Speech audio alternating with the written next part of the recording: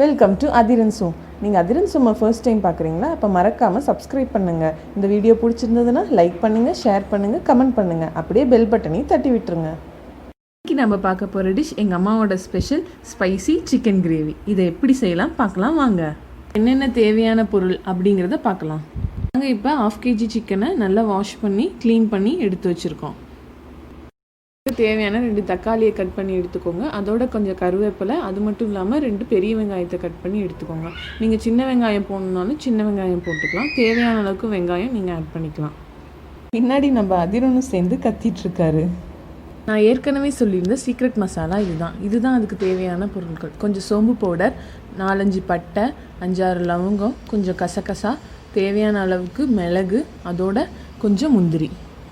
இந்த மசாலா பொருட்களோடு சேர்த்து கொஞ்சம் சின்ன வெங்காயம், ஒரு தக்காளி, கொஞ்சம் புதினா, ஒரு முழு பூண்டு, 75 கிராம் அளவுக்கு இஞ்சி, இதையெல்லாம் எடுத்து வச்சுக்கோங்க. நான் ஆல்ரெடி சொல்லியிருந்தேன், எல்லா பொருளையும் மிக்சரில் போட்டு நல்லா அரைச்சிக்கோங்க. நல்லா ஃபைனாக அரைக்கணும்னு அவசியம் இல்லை, இந்த அளவுக்கு அரைச்சி நீங்கள் எடுத்துக்கோங்க. இப்போ தேவையான எல்லா பொருளையும் ரெடி பண்ணிட்டோம். கடாயை அடுப்பில் வச்சு தேவையான அளவுக்கு எண்ணெயை ஊற்றிக்கலாம். எண்ணெய் நல்லா காயிற வரைக்கும் விடுங்க. நீங்கள் ரீஃபைண்ட் ஆயில், கடலை எண்ணெய் இல்லை நல்லெண்ணெய், இதில் எண்ணெய் வேணால் யூஸ் பண்ணிக்கலாம். எண்ணெய் நல்லா காஞ்சோன்னா அதில் கடுகு போடுங்க. கடுகு நல்லா பொரிஞ்ச பிறகு நம்ம ஆல்ரெடி கட் பண்ணி வச்சுருக்க வெங்காயம், கருவேப்பிலை போட்டு நல்லா வணக்குங்க. நீங்கள் கோல்டன் ப்ரௌன் வர வரைக்கும் வணக்கணும்னு அவசியம் இல்லை, இதில் 3/4 வணங்கினா போதும். அது வரைக்கும் நீங்கள் சாட்டே பண்ணிகிட்டே இருங்க. வெங்காயம் நல்லா வணங்கின பிறகு நம்ம கட் பண்ணி வச்சுருக்க தக்காளியை இதோடு சேர்த்து நல்லா வணக்குங்க. நீங்கள் தக்காளி அதிகமாக ஆட் பண்ணிங்கன்னா புளிப்பு டேஸ்ட் அதிகமாக வரும். அதனால் நான் சொன்ன மாதிரி 2 தக்காளி ஆட் பண்ணிக்கோங்க. இந்த மாதிரி தக்காளி நல்லா ஆயிலில் வணங்குற அளவுக்கு விடுங்க. இதோட கொஞ்சம் மஞ்சத்தூள் ஆட் பண்ணிக்கோங்க. ஒரு 1/4 ஸ்பூன் ஆட் பண்ணால் போதும். அதுக்கப்புறம் இதோட 3 ஸ்பூன் அளவுக்கு சில்லி பவுடர் ஆட் பண்ணிக்கோங்க. உங்களுக்கு காரம் அதிகமாக வேணும்னா இன்னும் கொஞ்சம் ஆட் பண்ணிக்கலாம்.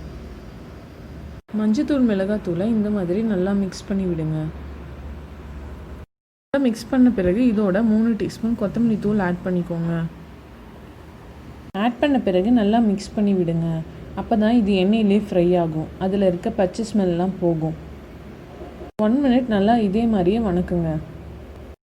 நாம் இப்போ ஆல்ரெடி ரெடி பண்ணி வச்ச அந்த மசாலாவை இதோட ஆட் பண்ணிக்கிறோம். இப்போ நாம் கல்லுப்பு ஆட் பண்ணிக்கிறோம். நீங்களும் உங்கள் டேஸ்ட்டுக்கு தகுந்த அளவுக்கு உப்பு ஆட் பண்ணிக்கோங்க. மசாலாவை நல்லா ஆயிலில் ஃப்ரை பண்ணி விடுங்க. அப்போ தான் இதில் இருக்கிற பச்சை ஸ்மெல்லாம் போகும். ஏன்னா நம்ம இந்த மசாலாவை தக்காளி, வெங்காயம் அப்படியே பச்சையாக போட்டு தான் ரெடி பண்ணியிருக்கோம். அதனால் அதில் இருக்க ஸ்மெல்லாம் போகணும். இந்த மாதிரி கிளறி விட்டுட்டே இருங்க. பாருங்கள், நம்ம போட்ட மசாலாலாம் எண்ணெயில் ஃப்ரை ஆகி ரெடியாக இருக்குது. அடிக்கடி இந்த மாதிரி கிளறி விடுங்க, இல்லைன்னா அடி பிடிச்சிக்கும். நம்ம ஆல்ரெடி எடுத்து வச்சுருக்க 1/2 kg சிக்கனை இந்த மசாலாவில் போடுறோம். சிக்கனை இதில் போடுறப்ப அதில் இருக்க தண்ணியெல்லாம் நல்லா வடிஞ்ச பிறகு இதில் போடுங்க, இல்லைன்னா அந்த ஸ்மெல் இருந்துகிட்டே இருக்கும். சப்போஸ் நீங்கள் 1 kg சிக்கனில் கிரேவி செய்கிற மாதிரி இருந்ததுன்னா நான் ஆல்ரெடி சொன்ன மசாலாலாம் இன்னொரு பங்கு ஆட் பண்ணி நீங்கள் கிரைண்ட் பண்ணி வச்சுக்கோங்க. இப்போ போட்ட சிக்கனை நல்லா அந்த மசாலா இறங்குற அளவுக்கு நல்லா மிக்ஸ் பண்ணி விடுங்க. இந்த மாதிரி மிக்ஸ் பண்ணிக்கிட்டே இருங்க. அப்போ தான் உள்ளே நல்ல கிரேவி சிக்கனோட இறங்கும். இந்த சிக்கனையும் மசாலாவையும் நல்லா எண்ணெயிலே வேகிற மாதிரி விடுங்க.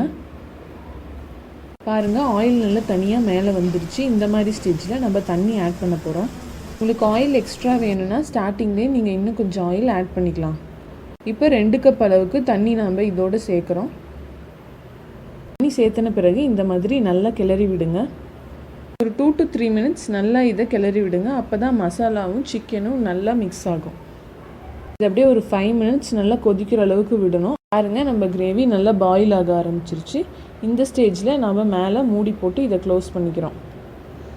இதை ஒரு 15 மினிட்ஸ் நல்லா வேக விடுங்க. அப்போ தான் சிக்கன் நல்லா வேகும். 10 மினிட்ஸ் கழித்து நம்ம அந்த மூடியை எடுத்துடலாம். பாருங்கள் எப்படி பாயில் ஆகிட்டுருக்குன்னு. இப்போ பாருங்கள், நல்லா கிரேவி கன்சிஸ்டன்சிக்கு வந்திருக்கு. அதில் இருக்க தண்ணியெல்லாம் கொஞ்சம் கொஞ்சமாக சுண்டி கிரேவி பதத்துக்கு வந்துருச்சு. நல்லா மிக்ஸ் பண்ணி விடுங்க அடிக்கடி. இதில் நம்ம ஆட் பண்ணியிருக்க ஆயில் தனியாக பிரிஞ்சு வர வரைக்கும் நம்ம வெயிட் பண்ணணும்.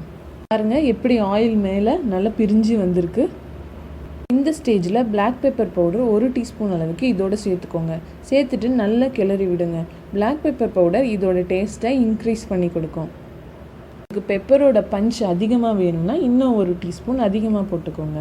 அகெயின் ஒரு 2 மினிட்ஸ் நல்லா இதை பாயில் ஆக விடுங்க. பாருங்கள், ஆயில் கிரேவி மேலே நல்லா பிரிஞ்சு வந்திருக்கு. இதுதான் நமக்கு கிரேவி ரெடியான ஸ்டேஜ். இதுவே ரொம்ப கலர்ஃபுல்லாக டேஸ்டியாக ஸ்பைஸியாக இருக்கா. இந்த கிரேவி நல்லா சப்பாத்தி கூட, தோசை கூட, ரைஸ் கூட ஒத்து போகும். நீங்கள் இந்த கிரேவியை இட்லி கூட சேர்ந்து சாப்பிட்லாம். இந்த வீடியோ உங்களுக்கு பிடிச்சிருந்ததுன்னா மறக்காமல் அதிரன்ஸ் ஹோமை சப்ஸ்கிரைப் பண்ணிவிடுங்க. இந்த பெல் பட்டனையும் தட்டி விட்டுருங்க.